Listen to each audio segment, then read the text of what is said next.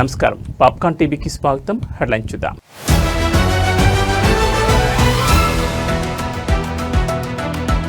Fee reimbursement వివాదం, కమిటీలపై బండి సంజయ్ తీవ్ర విమర్శలు.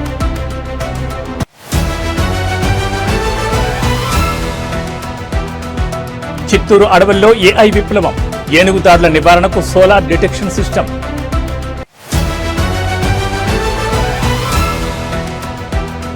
బాహుబలి అభిమానులకు పండగ, the eternal war part 1 teaser విడుదల.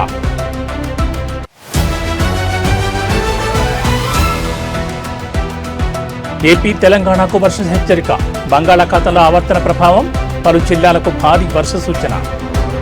ఇక డీటెయిల్స్ చూస్తే తెలంగాణలో ఫీజు రియంబర్స్మెంట్ వ్యవహారం మరోసారి రాజుకుంది. ఈ అంశంపై రాష్ట్ర ప్రభుత్వం ఏర్పాటు చేసిన కమిటీపై కేంద్ర హోంశాఖ సహాయ మంత్రి బీజేపీ నేత బండి సంజయ్ కుమార్ తీవ్రస్థాయిలో విమర్శలు గుప్పించారు. విద్యార్థులు, విద్యా సంస్థల భవితవ్యానికి ముడిపడిన ఈ కీలక అంశంలో కమిటీల పేరుతో ప్రభుత్వం కాలయాపన చేస్తోందని ఆయన ఆరోపించారు. ఫీజు బకాయిలు చెల్లించకపోవడం వల్ల ఇప్పటికే 2500 విద్యా సంస్థలు మూతపడ్డాయని, ఇది విద్యారంగాన్ని నాశనం చేస్తుందని ఆయన మండిపడ్డారు.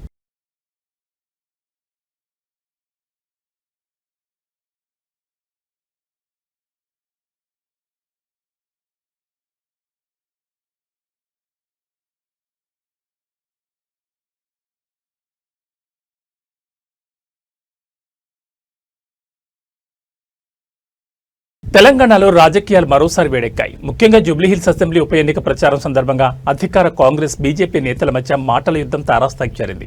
ఈ ప్రచారంలో భాగంగా ముఖ్యమంత్రి రేవంత్ రెడ్డి కేంద్ర మంత్రి కిషన్ రెడ్డికి నేరుగా సవాల్ విసిరారు. బీజేపీకి, బీఆర్ఎస్ కు మధ్య ఎలాంటి రహస్య ఒప్పందం లేదు అని మీరు నిరూపించుకోవాలంటే మాజీ ముఖ్యమంత్రి కేసీఆర్ మరియు మాజీ మంత్రి హరీష్ రావును అరెస్ట్ అయ్యేలా చూడండి అని రేవంత్ రెడ్డి డిమాండ్ చేశారు. మరి ఈ సవాలుకు కిషన్ రెడ్డి ఎలా బదులిస్తారో వేచి చూడాలి.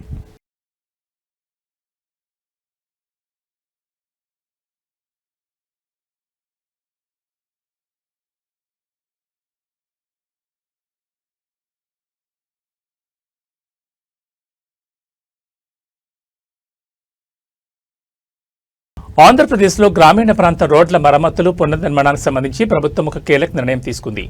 కేంద్ర ప్రభుత్వం పథకం కింద రాష్ట్రానికి మంజూరు చేసిన 2000 కోట్లను తక్షణమే వినియోగించాలని రాష్ట్ర ఉప ముఖ్యమంత్రి మరియు పంచాయతీరాజ్ శాఖ మంత్రి పవన్ కళ్యాణ్ అధికారులను ఆదేశించారు. గ్రామాలకు పటిష్టమైన రోడ్లను అందించడమే కూటమి ప్రభుత్వ లక్ష్యమని పేర్కొన్న ఆయన ఈ నిధుల వినియోగంలో పారదర్శకత పాటించాలని, పనుల నాణ్యత విషయంలో ఎక్కడా రాజీ పడకూడదని అధికారులకు స్పష్టం చేశారు. మరీ ముఖ్యంగా ఈ నిధులను దెబ్బతిన్న పంచాయతీరాజ్ రోడ్ల పునర్నిర్మాణానికి వినియోగించాలని, అత్యంత తీవ్రంగా దెబ్బతిన్న రోడ్లకు మొదటి ప్రాధాన్యత ఇవ్వాలని ఆయన దిశానిర్దేశం చేశారు.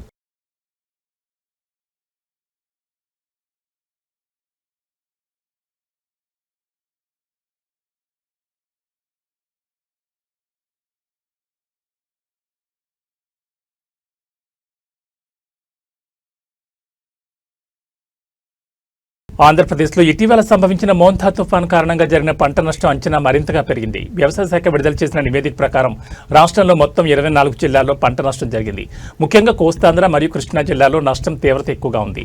మొత్తం మీద అంచనా వేసిన దానికంటే ఎక్కువగా 1.58 లక్షల హెక్టార్లలో పంట దెబ్బతిన్నట్లు ఈ నివేదిక స్పష్టం చేసింది. ఈ అనూహ్య నష్టంపై రైతుల్లో ఆందోళన వ్యక్తమవుతోంది.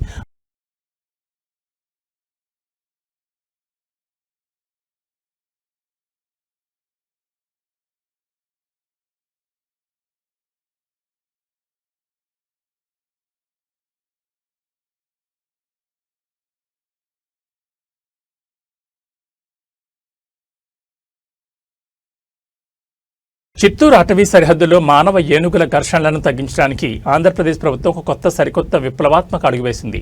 గ్రామాల్లోకి ఏనుగులు చొచ్చుకురావడం, పంటలను నాశనం చేయడం, ప్రాణ నష్టం కలిగించడం, ఇదంతా అటవీ ప్రాంతాల్లో నివసించే ప్రజలకు నిత్యకృత్యం. దీనికి ముగింపు పలకడానికి చిత్తూరు అటవీ విభాగంలో ఆర్టిఫిషియల్ ఇంటెలిజెన్స్ ఏఐ ఆధారిత సోలార్ పవర్ డిటెక్షన్ సిస్టమ్ను ప్రవేశపెట్టింది ఏపీ ప్రభుత్వం. ఈ వ్యవస్థ అటవీ సరిహద్దుల్లో అమర్చబడుతుంది. ఇది ఏఐ సాంకేతిక సహాయంతో ఏనుగులు అటవీ ప్రాంతం నుంచి మానవ నివాసాల వైపు వస్తున్నాయని గుర్తించగానే తక్షణమే గ్రామస్తులకు మరియు అటవీ అధికారులకు హెచ్చరికలు పంపుతుంది. సౌరశక్తితో పనిచేయడం వల్ల దీని నిర్వహణ కూడా సులభం. ఈ ముందస్తు హెచ్చరికల వ్యవస్థల వల్ల జనం అప్రమత్తమై తమను తాము, ముఖ్యంగా తమ పశువులను, పంటలను రక్షించుకోవడానికి తగిన చర్యలు తీసుకోవచ్చు. ఇది ఏనుగులను సురక్షితంగా వెనక్కి మళ్లించడంలోనూ అధికారులకు సహకరిస్తుంది. చిత్తూరు అటవీ సరిహద్దు గ్రామాల్లో మనుషులకు, ఏనుగులకు మధ్య ఘర్షణలను గణనీయంగా తగ్గించడానికి, ప్రాణ నష్టాన్ని నివారించడానికి ఈ ఏఐ ఆధారిత సాంకేతికత ఒక కీలకమైన అస్త్రం కానుంది. ప్రకృతిని, మనిషిని రక్షించే దిశగా ఇది ఒక అద్భుతమైన సాంకేతిక పరిష్కారం కానుంది.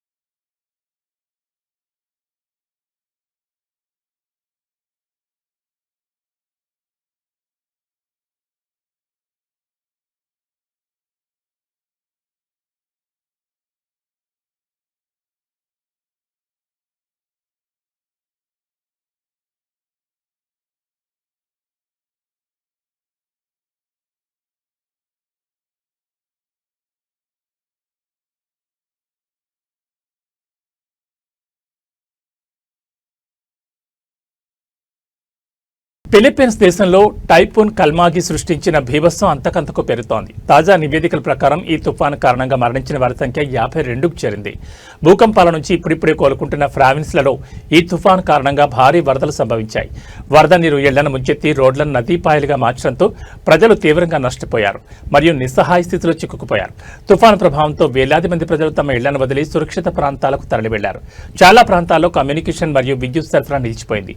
ముఖ్యంగా సెంట్రల్ ఫిలిప్పీన్స్ దీవులలో భూకంపం వల్ల బలహీనపడిన నిర్మాణాలపై వరదలు మరింత పెను విధ్వంసాన్ని సృష్టించాయి. ప్రమాదంలో చిక్కుకున్న వారిని రక్షించేందుకు సహాయక చర్యలు కొనసాగుతున్నాయి. ఈ ద్విగుణీకృత విపత్తు నుండి ప్రజలు కోలుకోవడానికి అంతర్జాతీయ సహాయం అవసరమని అధికారులు విజ్ఞప్తి చేస్తున్నారు.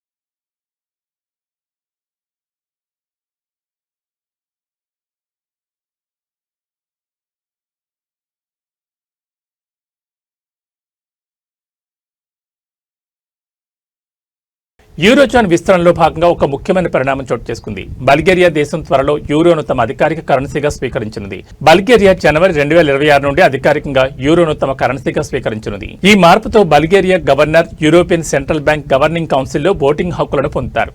ఈ కౌన్సిల్ యూరోజోన్లోని ద్రవ్య విధానాన్ని నిర్ణయించే అత్యున్నత సంస్థ. బల్గేరియా చేరికతో యూరోజోన్ నిర్ణయాల్లో ఆ దేశానికి కూడా ప్రాతినిధ్యం లభిస్తుంది.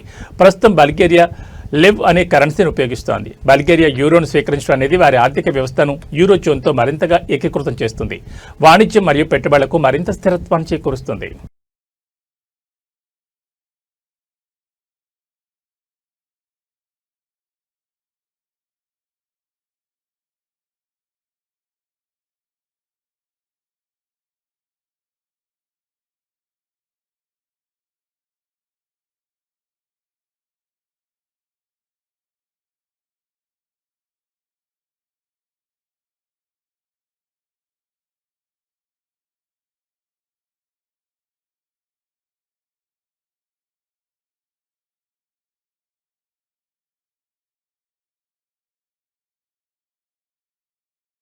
భారతీయ సినిమా చరిత్రలో ఓ మైలురాయిగా నిలిచిన బాహుబలి ఫ్రాంచైజీకి సంబంధించిన మరో సంచలన అప్డేట్ ఇది.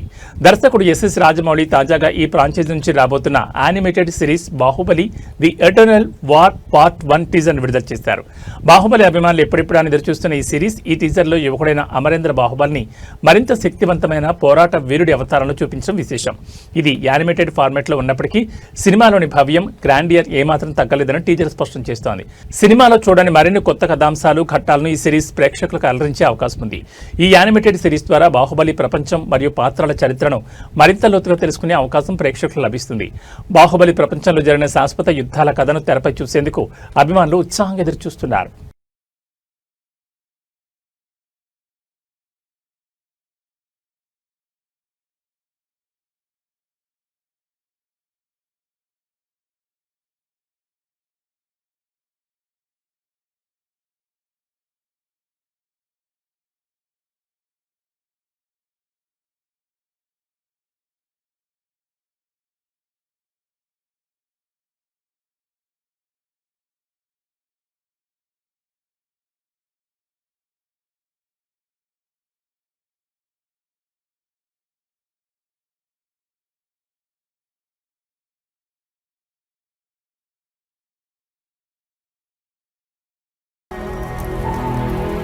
gods fall. Even eternity bleeds.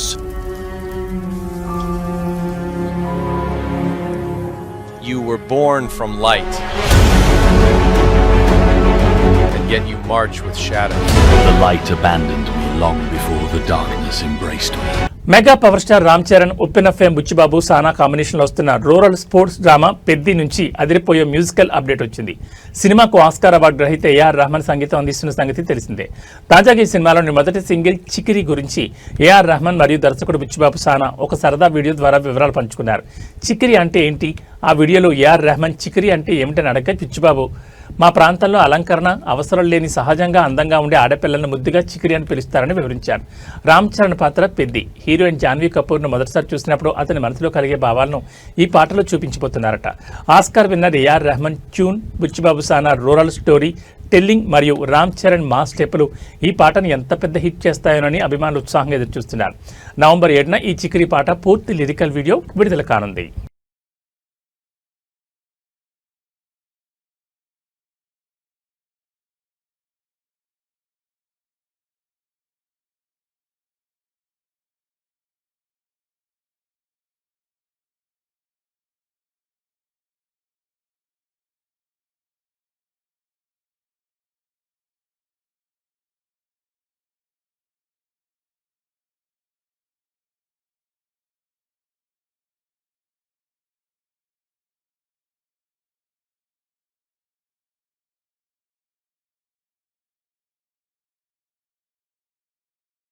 పశ్చిమ మధ్య బంగాళాఖాతంలో కొనసాగుతున్న ఉపరితల ఆవర్తనం ప్రభావం కారణంగా ఆంధ్రప్రదేశ్ మరియు తెలంగాణ రాష్ట్రాల్లో మరికొన్ని రోజులు వర్షాలు కురిసే అవకాశం ఉందని వాతావరణ శాఖ హెచ్చరికలు జారీ చేసింది.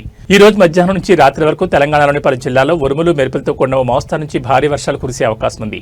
ప్రధానంగా వికారాబాద్, రంగారెడ్డి, మహబూబ్ నగర్, నాగర్ కర్నూల్, నల్గొండ, వనపర్తి, గద్వాల, భద్రాద్రి కొత్తగూడెం, ఖమ్మం, మహబూబాబాద్, ములుగు వంటి జిల్లాలకు వర్షం సూచనుంది. రాజధాని హైదరాబాద్లో కూడా సాయంత్రం లేదా రాత్రి వేళలో వర్షం పడే అవకాశం ఉంది. ఉపరితల ఆవర్తనం కోస్తా తీరానికి ఆనుకుని పశ్చిమ మధ్య బంగాళాఖాతంలో కొనసాగుతోంది. కోస్తాంధ్ర మరియు రాయలసీమ ప్రాంతాలకు ఎల్లో అలర్ట్ జారీ చేశారు. ఈరోజు కోనసీమ, కృష్ణా, గుంటూరు, బాపట్ల, ప్రకాశం, నెల్లూరు, కర్నూలు, కడప, తిరుపతి జిల్లాల్లో అక్కడక్కడ పిడుగులతో కూడిన మోస్తరు వర్షాలు కురిసే అవకాశం ఉంది. మిగతా జిల్లాల్లో తేలికపాటి వర్షాలు పడవచ్చు. ఉరుములు మెరుపులతో కూడిన వర్షాలు పడే సమయంలో ప్రజలు చెట్ల కింద లేదా బహిరంగ ప్రదేశాల్లో ఉండకుండా సురక్షిత ప్రాంతాలకు వెళ్లాలని ఏపీ విపత్తుల నిర్వహణ సంస్థ సూచించింది.